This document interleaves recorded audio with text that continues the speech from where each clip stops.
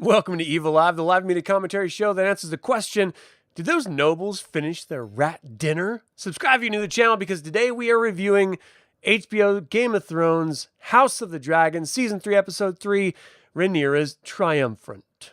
Rhaenyra Triumphant. I'll get it one of these days. All right, so, how you doing? Welcome to my review. Look, I saw some notes about this particular episode, and people were complaining, saying this was the weakest of the three thus far. And yeah, out of the three, it's the weakest, but that doesn't make it a weak episode. It's actually a really good episode. And what frustrates me is that everyone will sort of jump on the bandwagon of, hey, when there's violence and when there's action, this is dope. But when there's character development or story development, they're like, snooze fest. You got to be a little bit more adult when it comes to what you're expecting out of a drama. This is a drama on HBO where they spend time developing character and story. And I was complaining in the second season that that's all we got because it's very close to all we got. In this particular case, out of two episodes that are full of action and drama, having one with narrative and story and character development is not a bad thing. It's actually a decent thing. Like, I really appreciated it. All that being said, I think it was a pretty good episode. And it certainly left me just reflecting on Rhaenyra going, are you triumphant? Really? Do you feel triumphant right now? Because everyone wants to sit in that throne. Every single person that's vying in this Game of Thrones, as it were, wants that seat until they get it. And then they're like, ah, shit, I got to deal with all this stuff too? Does no one have any training or experience or observation time or any understanding of what's actually required to rule? Because it certainly doesn't seem like it.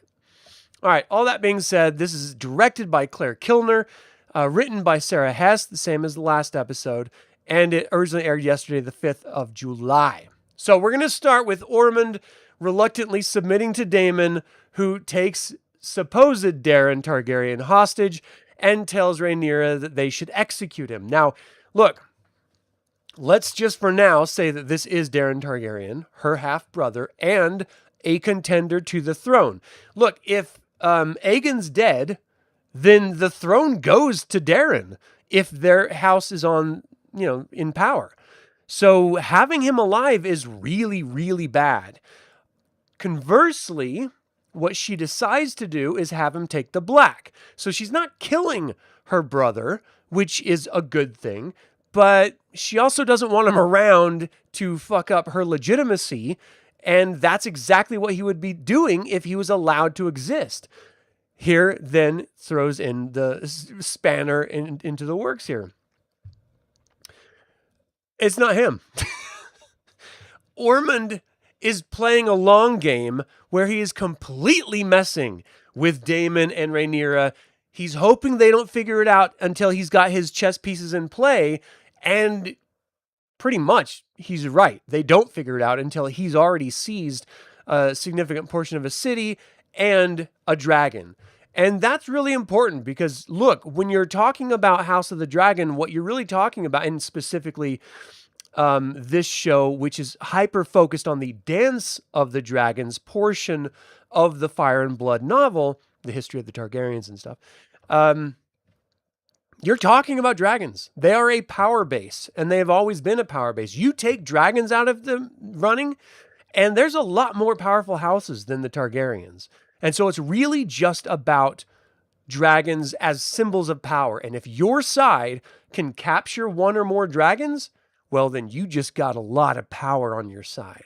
So it's a huge power play.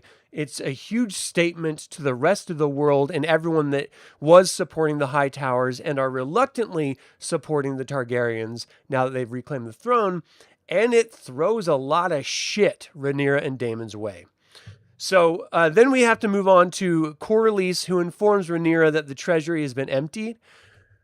Woof. This is brutal Because, look, if no one knows where that money is, you can't run a kingdom. You cannot run a kingdom based on hopes and dreams. It takes a significant amount of money. Not to mention, you just fought a huge war. Corlys just wasted his entire naval fleet. So even to get commerce going back and forth to Essos or all around Westeros is going to be a option, simply because you don't have anyone to protect those merchant ships. So they're going to have to try to protect themselves, which ultimately puts them in positions of danger and unreliability when it comes to the trading of goods or the recovering of supplies for the town. And look, King's Landing was left by the Hightowers in shit state. They did a horrible job running the government. Clearly, it's like Republicans ran it or something. They just don't know how to do it. And so it takes another administration to come in, fix the problems, then get demagogued by the people who just left, and then the old people come back in and ruin it all over again. This is very much the American political system. So that's what we're working with the Hightowers and the Targaryens, is the Hightowers destroyed it, took half the treasury and put it somewhere, probably over in Essos and the banking clans, but ultimately no one knows where or how to get it. And so Rhaenyra is doing the next best thing. She's leveraging on the houses that supported her, demanding taxes of fealty, and then heading off to some of the more known to be affluent or wealthy houses and asking, like leaning on them for loans or for more support in order to keep it going. And you have no other option but to do that. Alicent then suggests that declaring Aegon being dead can actually help Rhaenyra move forward, because then there's not, she's more solidified in her seat. And really, that's all we're looking at right now. This whole episode is about this topic. It's about, look, you just took the throne, but you have to convince the rest of the kingdoms, the 7 kingdoms as it were, even though there's not 7 at this point. There will be. Dorne will be coming, but it's not going to be under Rhaenyra's thumb. You have to convince the kingdoms that you are actually in control. And you can't do that simply by sitting down on a throne. You have to exert your power, getting rid of all your rivals, making sure that the money is flowing and commerce and support for the war-torn nation is in process, and then ultimately exerting that power through sitting down and listening to everyone in their complaints and dealing with the issues of running the realm on a regular day-to-day basis. But you can't do that when the heir that you just overthrow is actually out there somewhere and no one knows where Aegon is, except for us, the viewers. And of course, his little buddy that's helping him out, Larry's. But no one has a clue where he is. And so this is a huge problem. So look, she says, look, even if he does show up, his whole body's scarred. No one's going to recognize him. Just refute that it's him, and then you still remain in total control without any questions. And so Rhaenyra thinks, that's not a terrible idea. It's not the best. It's not ideal, but it's not a terrible idea. So let's go down that path. And she approaches the High Septim with it, because the High Septim, which is the church, has to then vouch for the person on the throne. And he's like, look, I can't do it. The 7 sisters have never been called. The 7 sisters? The sisters have never been called in order to take care of a body. So there's no body. There's no dead corpse. So we can't claim someone's dead without a body. And look, we just anointed this dude. I can't now renege on that without some sort of proof that he's not actually here anymore. And so, and the High Septim's just straight up saying, look, I don't even like you guys. I don't like your dragons. I don't like your politics. I don't like how this government's being run in King's Landing by these 2 warring factions. But you better not ostracize the church or else. I mean, he's overtly giving her a threat, and he's not entirely wrong. I mean, the church is what holds the people up. You piss that off, and then suddenly you have a revolt, and you don't have food, you don't have commerce, you don't have support systems in place to pull the citizens to your side rather than having them listen to the church's side. So until all that infrastructure is in place, she has to just listen to this douchebag High Septim and just sort of sit on her hands without being anointed, which again is a huge problem. So then she has to deal with Corlys naming Alan his heir and then asking Rhaenyra to legitimize him and his half-son, his bastard sons, Adam and Alan, with his name, Valerion. And look, there's a lot of history that goes on between the Valerians and the Targaryens. They both came from Old Valyria. Both of them are incredibly powerful, old families. They're interconnected through marriage generations back, going to Old Valyria. They have a connection that's infinitely deeper than just friends, you know? However, she's not been sworn in as the new queen. She hasn't solidified power by destroying all of the potential rivals yet. She does not have the air of authority to go around raising up bastards into a position. I mean, that's why she had to knight the Hugh, Ulf, and Adam, was because they were literally bastards risen up to Targaryen standards, being dragon riders. You can't do that. So she's already taking a huge gamble doing that, losing potential support amongst all the other lords and houses, and then losing all the support from the individual people. Like, well, if anyone could be raised up to be a Targaryen, why are we listening to them in the first place? Why can't we just take dragons and ride dragons? Why don't we just get rid of dragons, right? So you have to pacify and cover all of your bases, which is why she's like, look, I'm sorry. We're family. We're homies, but I can't do this. I can't do it right now. And then he's sitting here looking, but you had two bastard sons that everyone knew were bastard sons, and you still let them carry your name. So why can't I do the exact same? Now, Corlys has a valid point. The problem is, they're in a very tumultuous moment. He has to wait. He has to be patient. He has to give it time so that she can sit in her seat and extend her power out and make sure she has the actual control that she needs without upsetting it by doing something like this too soon. So I think he is way out of league, way out of line, trying to force her hand in doing this way too soon. I get why he wants it done. I understand the hypocrisy that she's living under. But she's the goddamn queen, bro. Like, you got to live with that shit. You have to understand that it's not your call. You may not like her dictates or her choices, but she's your queen, your family, and you have to listen to her. And she'll get to you. She will, but you gotta be patient.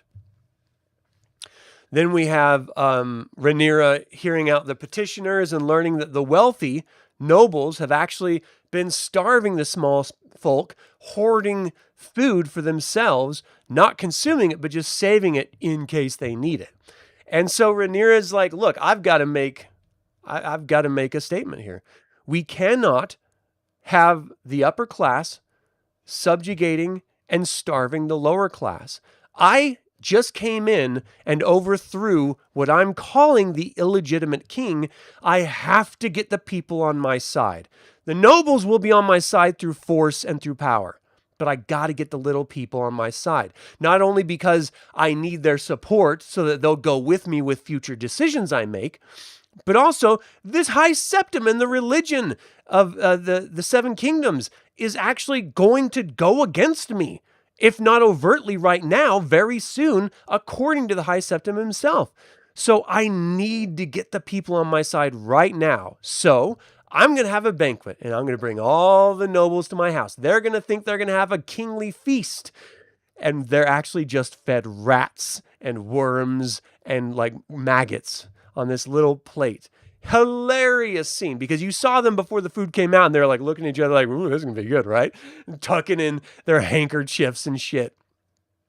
And then it's brought out and they're just like, what the fuck? What is this? What's this nonsense? This is bullshit. And she's just like, look, right now I've got the gold cloaks, which is the city watch, going ransacking all your houses and getting all of your excess stored food that you stole from the city that is supposed to be for supporting and, you know, not starving the commoners. And they're like, this is an outrage, rib. What are they going to do about it? They don't have a choice, and they certainly don't have dragons. And so she flexes here, letting them know, I'm in charge. You will listen to me.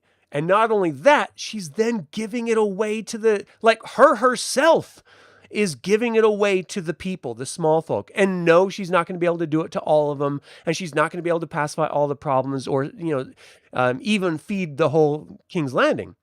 But it is a huge signal to everyone involved, including the starving small folk, that this queen cares about you and she will do whatever she can to take care of you. And that is going to pay in dividends for months down the line.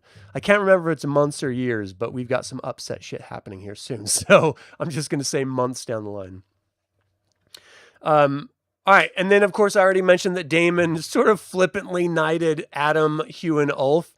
But it was all because they had to get these people in place, seen as knights, not seen as bastards, so that you can maintain the air of divinity or godhood, or as close to it as dragons then associate to the common folk, that they can't rise. No one can just rise up to take a dragon. You have to be Targaryen. It's basically you have divine power of this incredible, majestic, mystical creature that no one else has. All right, so Daemon then tries to convince Rhaenyra to seize the world using their dragons. And look, this was probably the most magical moment for the entire episode for me. Reading those incredible illustrated histories about the Game of Thrones and the House of the Dragon era that I've reviewed on this channel, what excited me about them is the talk about Old Valyria, about sorcery, magic, all the other nations and places in the world where there's rumors of different types of creatures. And right in this conversation, Daemon's mentioning there's an island where there's men with wings. Like stuff like that, whether they're talking about dragons or lizard beasts or cults or sorceress cults or orders. And then, of course, these winged men.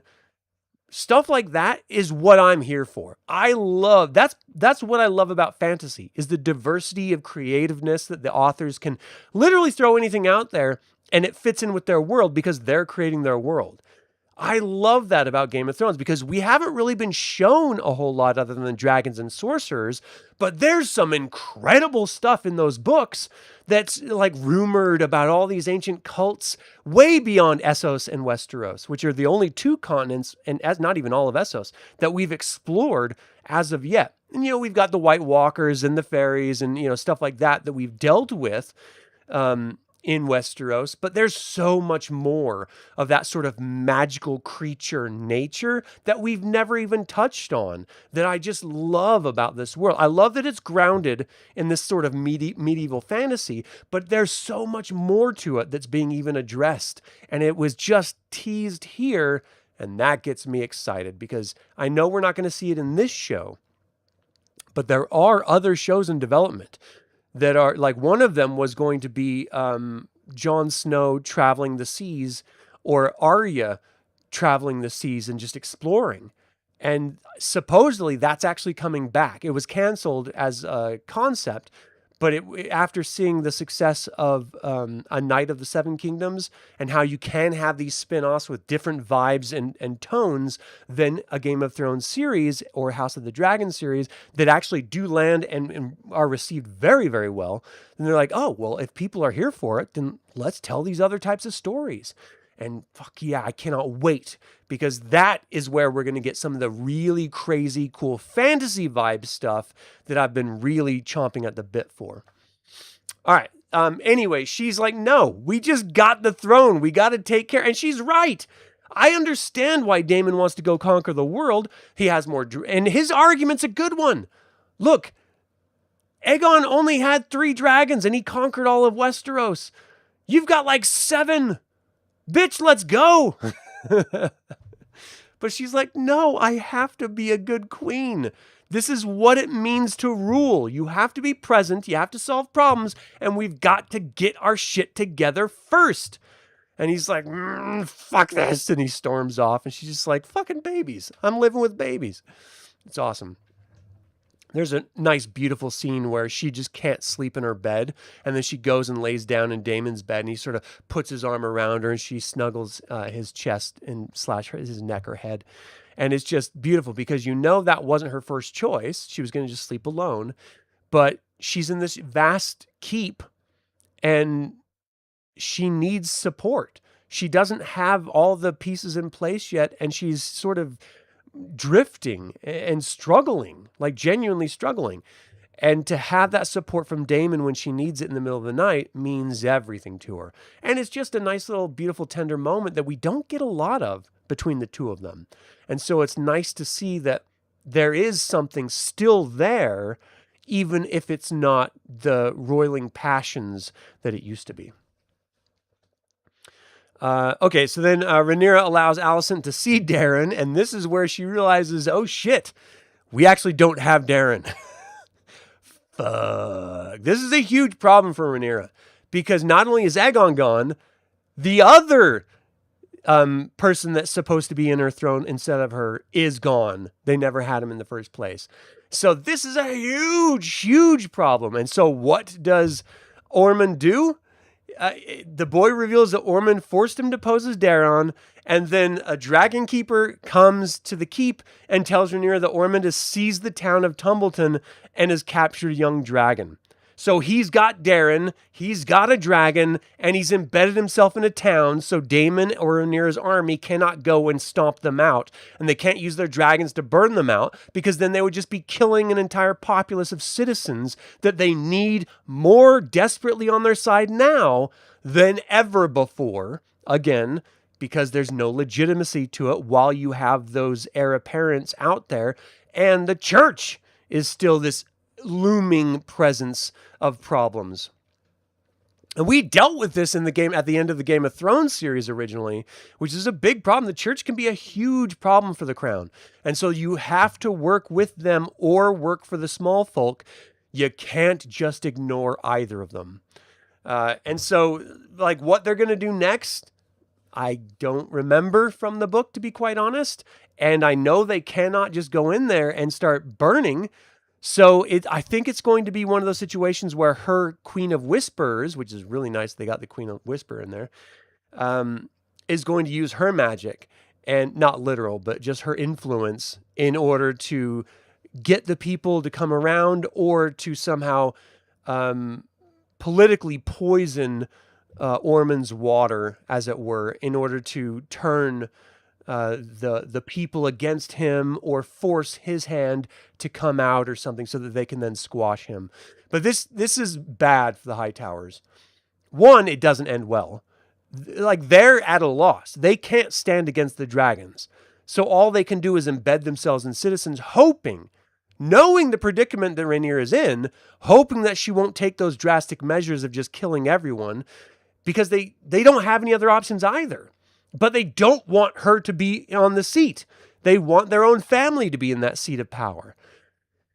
This is going to go bad in so many ways. And the rule is going to bounce between that green and black for generations to come.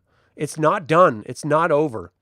And just know there's still a lot of pain to be had. Not to mention, Aemond is out there. So is Vhagar, and totally gone. And Daemon's like, hey, was there a girl at Harrenhal? Did anyone see a girl there? Because he knows that it's her who is taking care of him and probably keeping him far away, hoping that he will give her Harrenhal, since Daemon clearly said he wouldn't. Oh, this is going to go bad. And they just barely got in. So no, this was a great episode. It taught you the pressures of rule, what it actually takes to take over a throne and a kingdom when someone who was just derelict and really doing a terrible job at ruling had been there before you. But then also all the dangers of having all these living members of that house royalty still out there. And Rhaenyra is just drifting in the wind, doing her best to get her hands around it. You even have like Hugh going, hey, you said you'd take care of me. I want to bring my family back to King's Landing. I need a home. And she's like, bro, what the fuck do you want me to do? I'm working on this. I'm trying, and I swear to you I'll get to it. But you got to have a little patience. And I understand Hugh's position, of course, and I definitely understand Rhaenyra's position. Look, there's no easy answers in this. Everyone is going to be suffering. It's just a matter of severity and length. So, fingers crossed we get a deal with Vhagar here soon and Sheep Stealer here soon. Once they find out that it was one of their own that was riding Sheep Stealer, that's going to be a problem. And when Daemon goes up to the Vale of Arryn and he discovers it, because he will, he's probably going to try to protect her, because I think that's his daughter. If memory serves, that's... maybe it's not his daughter. Maybe it's... I can't remember at this point whose daughter it is. There's so many different family intermixings. But he's going to take care of it in the right way, I think. Because Daemon is a pragmatist. I mean, he gets all dreamy and hotsy, like wanting to go, take over the realms. But the reality is when faced with tough decisions, he thinks about long term and he'll deal with it appropriately. He may not like it or want to, but he generally does. And he's done that with Rhaenyra thus far. So there's no reason not to think that he's going to do that with the writer of Sheep Stealer as well. I just don't remember her name, off the top of my head. So my review for this is, look, it's not as action-oriented, as exciting as the others. I'm not going to give it a 5 because it was a lot more politics and it was a lot more drama, but I still really, really enjoyed it. And I really liked seeing the difficulty of what it means to rule through her eyes, just sort of living vicariously like that. So I have to give it 4 out of 5 evil eyes. This was a great episode, and I'm really, really looking forward to seeing how this whole thing plays out. I think we have 3 or 4 more episodes to go before this season's done. I wish there was more that they would give us. I want like 12 to 22 episodes per season, but I don't think we're getting that, especially this season. I think we're only getting well, let me look really quick. I can just tell you. I don't have to guess. We have the technology. There's 8 episodes. So that's awesome. That's more than I expected. So fingers crossed we get a lot more really great stuff. But if you're not watching this, what are you doing with your life? Make some better choices. This is awesome, awesome streaming television. And I am just loving every minute of it. All right. That is it for this review of House of the Dragon, Season 3, Episode 3, Rhaenyra Triumphant. What did you think of her coming into power and handling with being on the throne? Leave a comment below. Thank you for tuning in. If you enjoy the content I produce, I would invite you to become a patron on Patreon or a member of this YouTube channel. Thank you to creator patrons Aaron Hardy and D. Robert Handy, producer patron David Galindo, developer patrons Chris Androu and Sam Ruiz, and all of the YouTube members. And as always, like it or not, evil spelled backwards is live. So get out there and be evil.